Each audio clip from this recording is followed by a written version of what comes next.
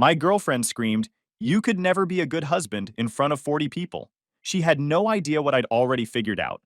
I'm 29, and until 3 weeks ago, I thought I had my entire life mapped out. Good job. Stable relationship. A clear trajectory toward the future I'd always imagined for myself. House in the suburbs eventually. Kids at some point. A wife who actually loved me.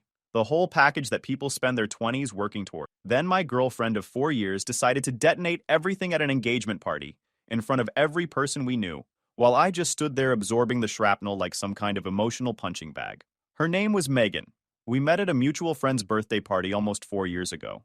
It was late September, the kind of evening where the air is just starting to turn cool, but you can still wear short sleeves without freezing.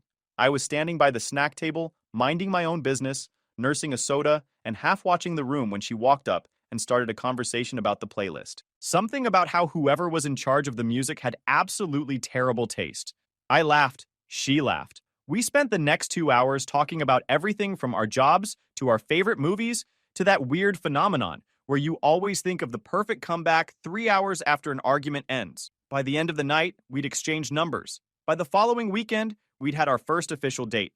6 months after that, she was moving boxes into my apartment and rearranging my kitchen cabinets without asking permission. It felt natural, easy, like we just fit together without having to force anything or negotiate who we were. I work as an HVAC technician. Been doing it for about 7 years now. Started right after I finished trade school. The pay is solid, the work keeps me busy year-round, and I'm genuinely good at it. There's something satisfying about fixing things that other people can't figure out. About walking into someone's house on the hottest day of the summer when their AC is dead and walking out 3 hours later with the system running perfectly and the homeowner looking at you like you just performed a miracle. It's not glamorous work. I come home sweaty and tired most days, but it pays the bills and then some. And I've built a reputation good enough that my boss gives me the complicated jobs that the newer guys can't handle. Megan was a paralegal at a mid-sized law firm downtown. She'd been there about 5 years when we met, working under a couple of partners who specialized in corporate litigation. The hours were inconsistent. Some weeks she'd be home by 5. Other weeks she'd be stuck at the office until 9 or 10, prepping documents for depositions or tracking down case files from 20 years ago. I understood the demands. Every job has its busy seasons. I never gave her grief about the late nights because I trusted her completely. That trust feels incredibly stupid now, but at the time it was just part of how we operated. She said she was working. I believed her. End of story. Between the two of us, we weren't exactly wealthy, but we were comfortable. More comfortable than most people our age. We split expenses fairly, never really argued about money, and we had enough left over each month to take one decent vacation a year and put something aside for future plans. We talked about those plans constantly, not in an obsessive, pressure-filled way, but in that comfortable, natural way that couples do when they've already decided they're building a life together. Where should we go for Christmas? Should we start looking at houses next year? How many kids do you think you want eventually? Those conversations felt real. They felt solid. Turns out they were built on a foundation made of sand, but I didn't know that yet. Last Christmas, we went to a jewelry store at the mall just to look around. Casual browsing, she called it. We wandered through the displays, pointing at things, making jokes about the ridiculous prices on some of the pieces. Then she stopped in front of one particular case and went quiet. Inside was this elegant sapphire ring. Not huge or flashy, but beautiful. The stone was this deep blue that seemed to shift, depending on the angle you looked at it. She stared at it for a long time before she said anything. I've always loved sapphires more than diamonds. They feel more personal, you know? More unique. I made a mental note of everything. The style of the band, the cut of the stone, the exact shade of blue she kept coming back to, the way her eyes lit up when she looked at it. 2 days later, I went back to that store by myself and asked the sales associate about financing options. Started doing the math on how long it would take to save up without dipping into our emergency fund. I was planning to propose this Christmas. Had the whole evening mapped out in my head. Nice dinner at her favorite restaurant. Walk through the park where we had our first date. Then down on one knee with that sapphire ring. Looking back now, I can see the cracks I missed. The little details that didn't quite add up but were easy to rationalize when you trust someone completely. The late nights at work that became more and more frequent starting around September.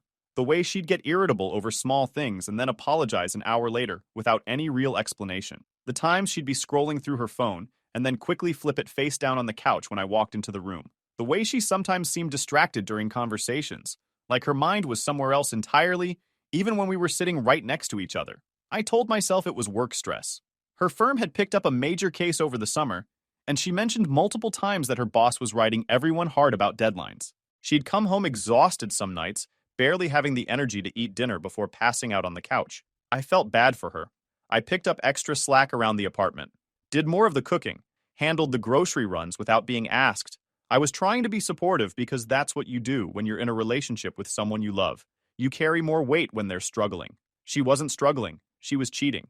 But I wouldn't find that out for another few months. The week before the party was when things started feeling noticeably off. Not just the normal stress or moodiness I'd learned to navigate, but something more fundamental. She was distant in a way I couldn't explain, like she'd already checked out of the relationship emotionally and was just going through the motions until something changed. She stayed late at the office 3 nights that week. I offered to bring her dinner one of those nights. Thought it would be a nice gesture. Maybe brighten her day a little. She told me not to bother. Said she'd just grab something from the deli in her building. Don't worry about me. I'll be fine. I didn't push it. I figured she needed space. I figured the pressure would ease up eventually, and things would go back to normal. I had no idea that normal was already gone, and that the woman I was planning to propose to was spending those late nights with someone else. The party was supposed to be a celebration. My cousin Brandon was throwing an engagement party at his place in the suburbs. Nice house on a quiet street. Big backyard with a professionally landscaped patio. String lights hanging between the trees. One of those outdoor speaker setups that made the whole space feel like a venue. Brandon had done well for himself over the years. He worked in commercial real estate, and the house reflected that success without being obnoxious about it. About 40 people showed up. Family, friends, some of Brandon's colleagues from work, some of his fiancée Kristen's people. The atmosphere when Megan and I arrived around 7 was exactly what you'd expect. Music playing, people clustered in groups around the patio and living room, laughing and catching up. Trays of food on the kitchen counter. The general energy of people who were happy to be there, celebrating something good. Brandon and Kristen had been together for 6 years. They'd waited a long time to make it official, and everyone was genuinely excited for them. Kristen was a pediatric nurse, one of those people who radiated warmth without even trying. She and Brandon balanced each other out perfectly.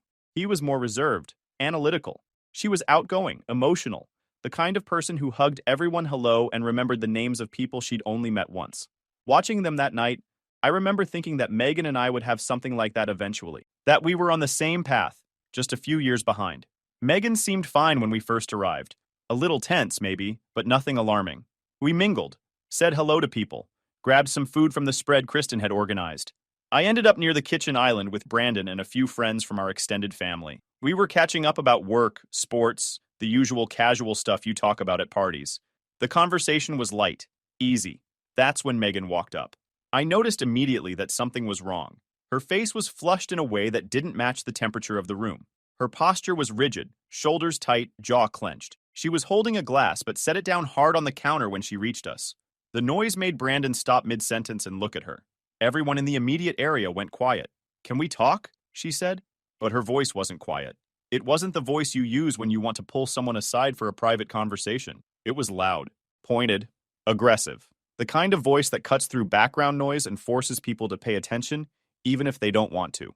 I kept my tone calm, tried to steer this towards something manageable before it became a scene. "Sure. What's up? I'm serious." Her voice got even louder. "We need to talk about us." I glanced around. People were definitely watching now. The conversations around us had died. Brandon had this uncomfortable expression on his face, like he didn't know whether to stay or find an excuse to leave. Kristen was watching from across the room with her arms crossed, her face cycling through confusion and concern. Even people on the patio outside had turned to look through the glass doors. "Okay," I said carefully. "Let's step outside then. We can talk privately." "No." She cut me off before I could finish the sentence. "I'm tired of pretending. I'm tired of acting like everything is fine when it isn't. You know what? I don't think this is going to work anymore." The room got quieter. That gradual hush that happens when people realize they're witnessing something they probably shouldn't, but can't look away from. My stomach dropped.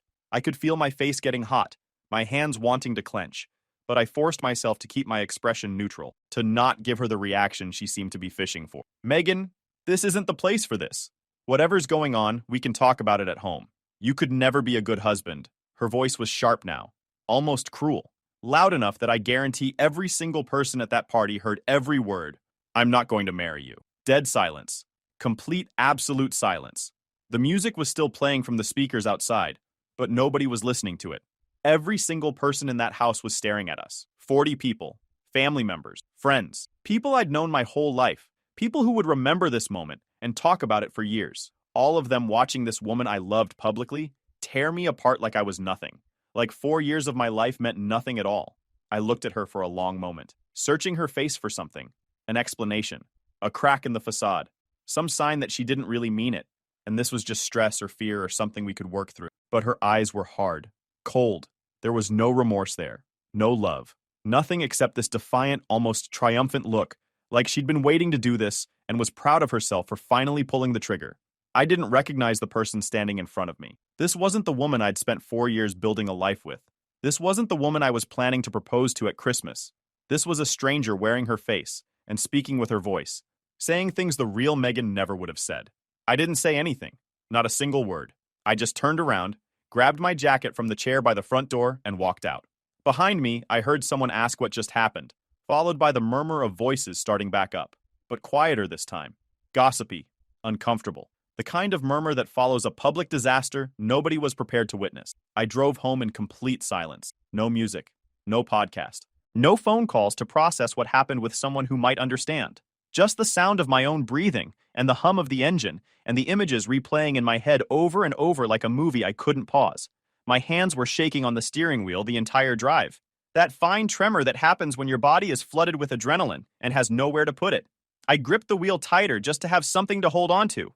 My mind felt blank and overwhelmed at the same time, like my brain was trying to process too many inputs at once and kept short-circuiting before it could finish any of them. When I got back to our apartment, I didn't turn on any lights. I just walked to the couch and sat down in the dark, staring at the wall opposite the window. The streetlight outside cast these long shadows across the room, shifting shapes as cars passed by. I watched them move for what felt like hours.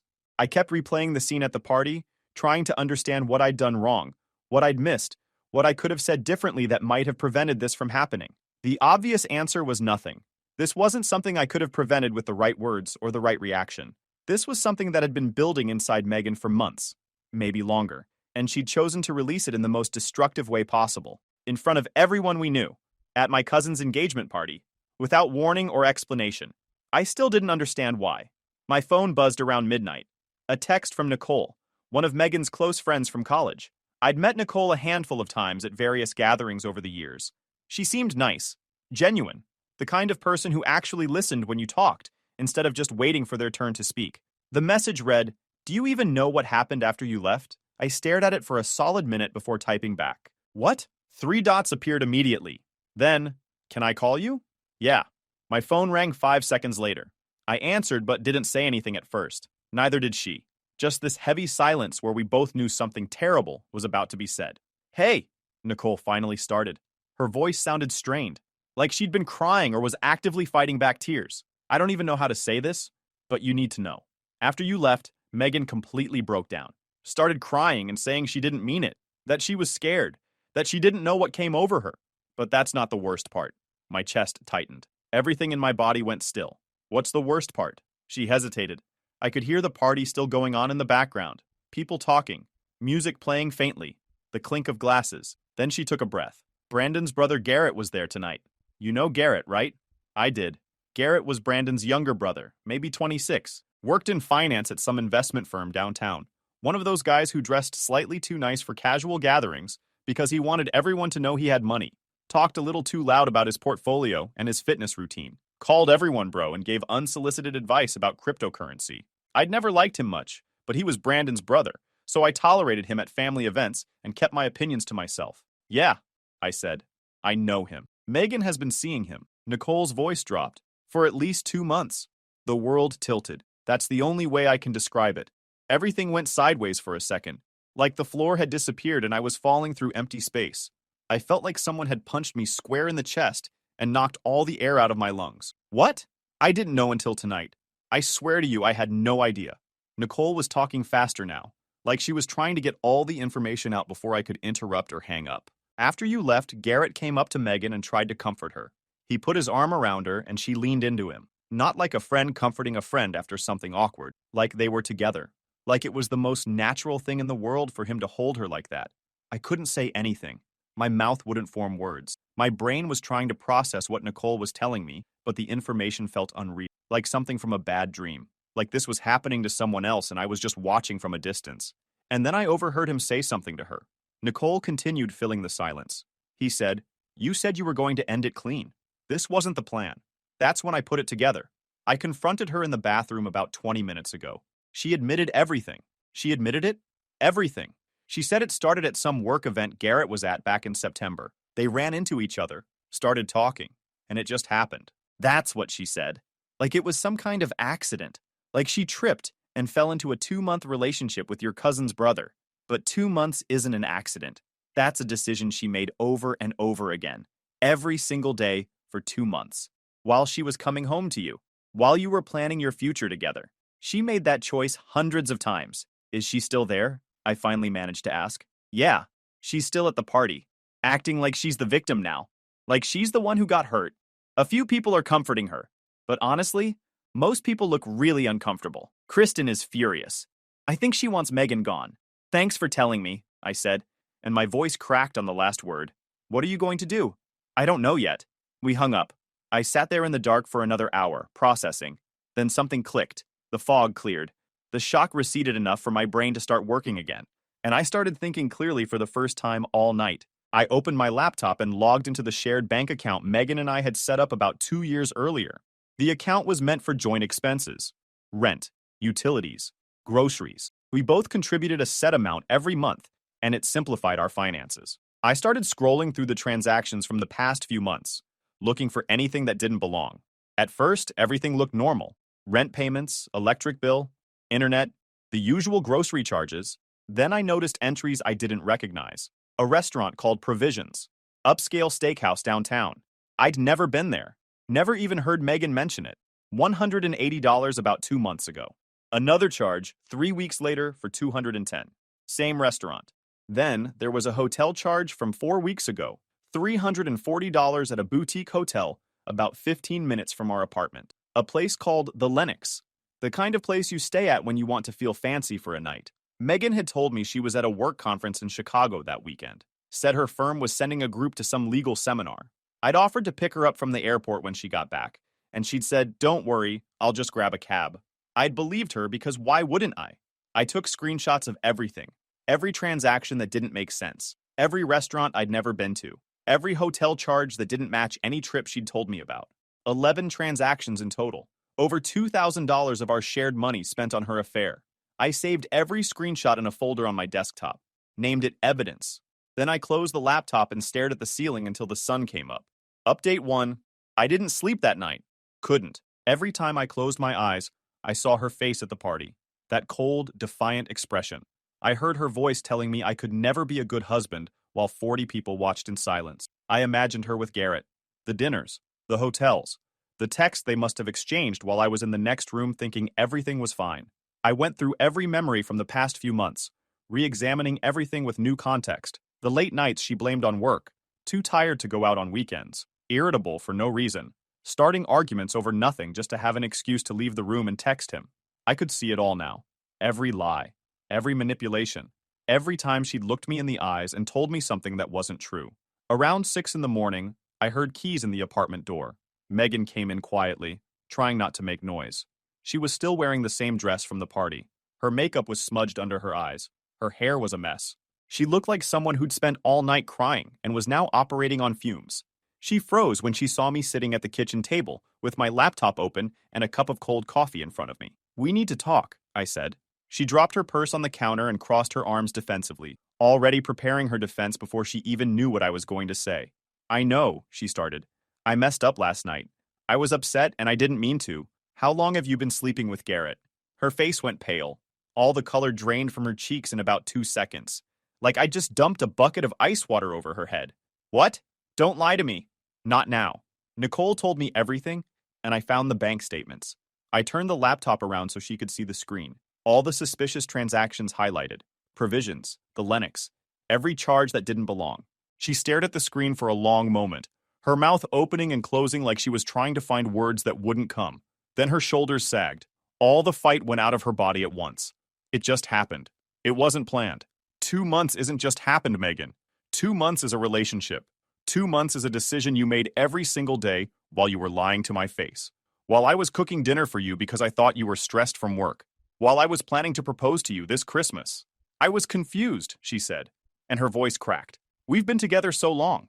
I started wondering if this was really what I wanted. Everything felt so routine, so predictable. Garrett made me feel excited again, like things weren't so boring. So you humiliated me in front of 40 people because you were bored with our relationship. I could feel the anger rising now, hot and sharp in my chest. That's your explanation. You were bored. That's not fair. You know what's not fair? Spending 4 years building a life with someone who was shopping for upgrades behind my back. Planning a proposal while you were spending our money on hotel rooms with my cousin's brother. Finding out the woman I loved was a liar and a cheat at an engagement party in front of everyone I know. That's not fair. You don't get to tell me what's fair. She started crying then. Big, dramatic tears rolling down her cheeks. But I'd seen Megan cry before. Real crying. This wasn't it. This felt calculated. A tool she was pulling out because she thought it would work. Because it had worked before when she wanted something from me. I'm sorry, she sobbed. I really am. I made a mistake. One mistake. Can we just talk about this? Can we try to work through it? There's nothing to work through. I want you out of the apartment by the end of the week. This is my place too. The lease is in my name. You moved in after I'd already been here a year. Check the paperwork if you don't believe me. You were a guest in my apartment and guests can be asked to leave. She stared at me like I'd slapped her. You're really going to throw me out? Just like that? After everything we've been through? You threw us away the second you got into bed with Garrett. I'm just making it official. Get your stuff. Be out by Saturday. We're done. She left the kitchen without another word. I heard her bedroom door slam shut. Then I heard her crying through the wall. Real crying this time. The kind that sounds like it hurts. I didn't feel bad. I didn't feel anything except this cold, crystalline clarity that I was doing exactly what needed to be done. Update 2. Megan moved out 4 days later. The process was exactly as unpleasant as I expected. She tried to take furniture that wasn't hers. The coffee table I'd bought 2 years before we even met. A bookshelf that had been in my apartment since I first moved in. Even the good blender my mom had given me as a birthday present. I had receipts for all of it. Kept them in a folder on my computer because I'm the kind of person who documents things. She backed down once she realized I could prove ownership of every item she was trying to claim. The actual moving process was cold and mechanical. We barely spoke except for logistics. What she was taking. What was staying. Who owned what. Her parents showed up Saturday morning with a U-Haul truck. Her dad wouldn't look at me, couldn't even make eye contact. Her mom gave me this pitying expression, like she felt sorry for me, like I was the one who'd done something wrong and was now suffering the consequences. I didn't explain anything to them. They'd believe whatever narrative Megan fed them, and I didn't have the energy to argue. They loaded up her stuff in about 3 hours. When the truck pulled away, I stood in the doorway of my apartment and watched it disappear around the corner. Then I closed the door, sat down on my couch, and exhaled for what felt like the first time in days. Garrett tried to reach out 2 days after Megan moved out. Sent me this long text message apologizing. 5 paragraphs of carefully worded nonsense. Full of phrases like, I take full responsibility, and I never meant for things to go this far, and I have too much respect for you to let this ruin your relationship with Brandon. He said he hoped we could move past it eventually. Said he was willing to have a conversation whenever I was ready. I read it once. Then I deleted it and blocked his number. Respect. What a joke. You don't have respect for someone when you're sleeping with their girlfriend. You don't get to invoke respect after you've helped blow up 4 years of someone's life. That text wasn't an apology. It was reputation management. He wasn't sorry for what he did. He was sorry he got caught and that it was making family events awkward. 2 days after that, Brandon called me. I heard what happened, he said. Garrett told me his version, but I want to hear yours. So I told him. Every detail. The public humiliation at his party. The 2-month affair I knew nothing about. The bank statements proving where our shared money had gone. The lies about work conferences. The late nights that were never about work at all. Brandon listened without interrupting. When I finished, he was quiet for a while. I'm sorry, man. I had no idea any of this was happening. Garrett's my brother, but what he did was beyond messed up. I'm not going to defend him. I appreciate that. For what it's worth, Kristen already kicked Megan out of the wedding party. She was supposed to be a bridesmaid. That's done. And I'm demoting Garrett. He's not standing up there with me. Kristen wanted him completely gone, but he's still my brother, so I couldn't do that to my parents. But he can come to the ceremony. That's it. No reception, no photos. He's persona non grata for everything else. That wasn't nothing. It was actually more than I expected. Brandon was in a terrible position. Garrett was blood. I was just a cousin. The fact that he was drawing lines at all meant something. Thanks, I said. That means a lot. You're still a groomsman. Obviously, don't even think about skipping. Update 3. 2 weeks after Megan moved out, I got a message from her on Instagram. Long and rambling. Multiple paragraphs of text that I didn't fully read. The gist was that she'd made the biggest mistake of her life. That Garrett wasn't who she thought he was. That she realized I was the one she actually wanted to be with. That she'd been foolish and impulsive, and that what we had was real. That she knew she'd hurt me, but believed we could work through it if I just gave her a chance to make things right. I didn't respond. Didn't even open the full message. Just blocked her. Then blocked her on Facebook. Then her backup email. Covered all the bases. But here's where things get interesting. A mutual friend named Cameron reached out a few days later.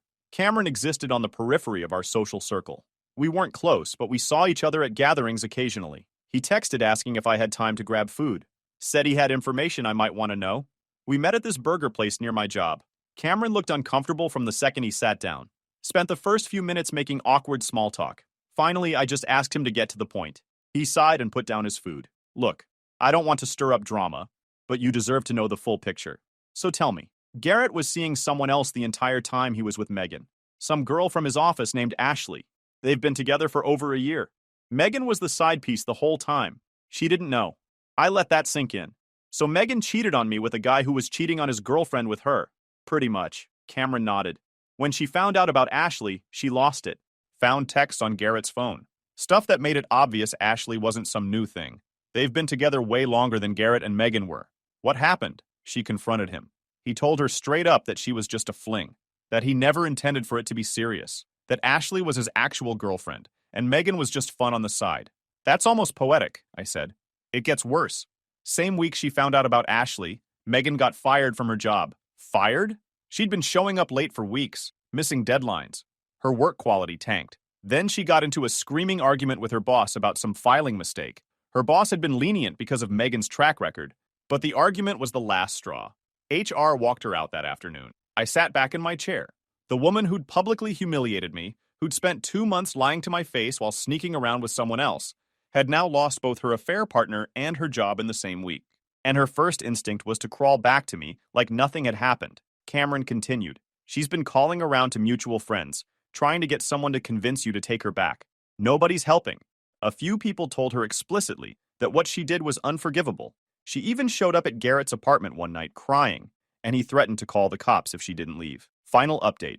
It's been 3 weeks since that night at Brandon's party. The weekend after Megan moved out, I rearranged the entire apartment, moved the couch to a different wall, replaced the dining table we'd bought together with a smaller one from a secondhand store, threw out every picture that had her in it. Every single one. 4 years of photos went into a garbage bag and straight to the dumpster. I didn't keep anything. Donated the books she left behind to a used bookstore downtown. Replaced the sheets on my bed. Bought new towels for the bathroom. Even got a different shower curtain. By Sunday night, the place looked completely different. Like a reset button had been pressed on my entire living situation. I started hitting the gym before work. 6 a.m., 5 days a week. Nothing crazy, just weights and cardio for about an hour. I'd never been a morning workout person before, but now it gives me something to do with the time I used to spend with her. My alarm goes off at 5:30. I'm at the gym by 6. By the time I get to work, I've already accomplished something.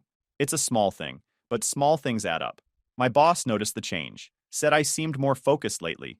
He gave me a lead role on a commercial project last week, a full HVAC installation for a new restaurant opening downtown. It's a big job, good money, the kind of thing that keeps me busy enough that I don't have time to think about anything else. Brandon's wedding is in 2 months. I'm still a groomsman. Kristen sent me a text last week saying she was glad I was still coming, and that she'd specifically seated me at a table with some of her single friends from the hospital. Make of that what you will, she wrote with a winking emoji. I laughed for the first time in weeks. Told her I appreciated the thought, but I wasn't looking for anything right now. She said no pressure, just wanted me to have a good time. Garrett won't be at the reception. Brandon held firm on that, even when his parents pushed back.